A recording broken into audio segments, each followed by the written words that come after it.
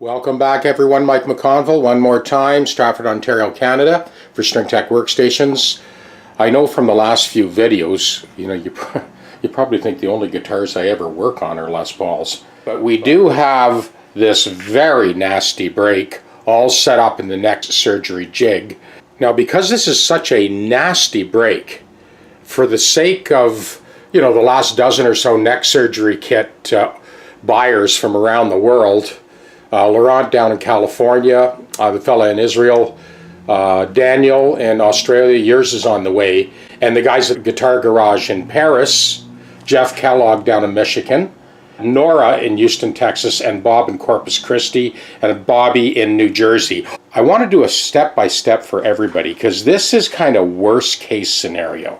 So we're all set up, we're ready to go. I've done all my due diligence and all my reconnaissance and set this thing up perfectly centered in the jig. Now this indexing pin that you guys all have, this is what determines the depth of the cut.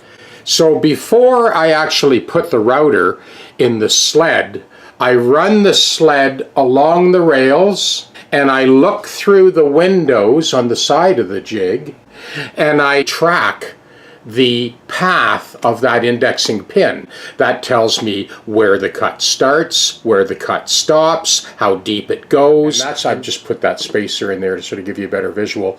So that is my depth. So I'm ready to make the cut. Because of the severity of this break, I'm going to do the one slice on this side first.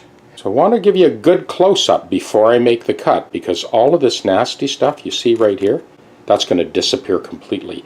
The cutter is going to sweep right through there and we're going to fill that in with fresh mahogany. I have stepped up to a 5/16 inch double fluted router bit for this particular job.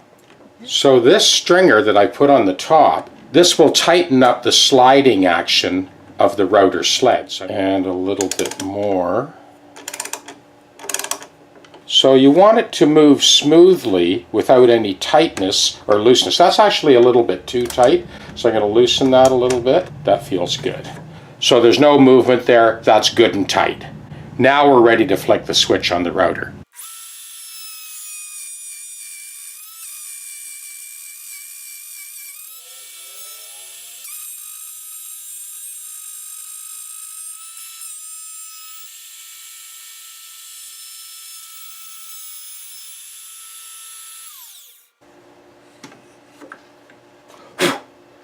Now by dropping this thin tracer plate down into the floor of that long elliptical cut, I can adjust the actual tracer plate. So I'll make a little pencil tick, the beginning of the cut and end of the cut.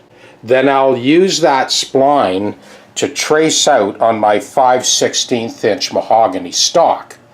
I'm also keeping the grain orientation in mind when I do this. More on that in a minute. I've completely filled that void. I'm going to trace the inside of that spline and then cut shy of that line on the bandsaw.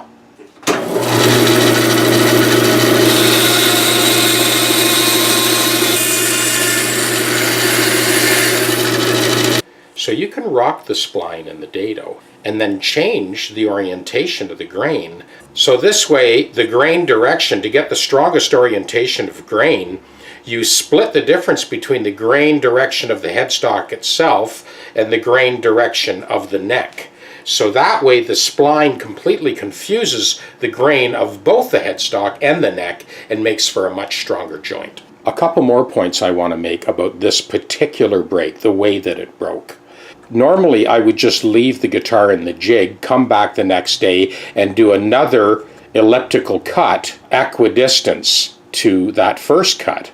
But because of the way this has broken, we're going to have a different positioning on the other side. Just because of the nature of the break, the cracking stops right here.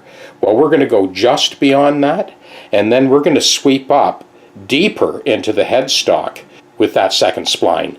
And of course, the fact that it's a black guitar, when we're all done, it will be virtually undetectable.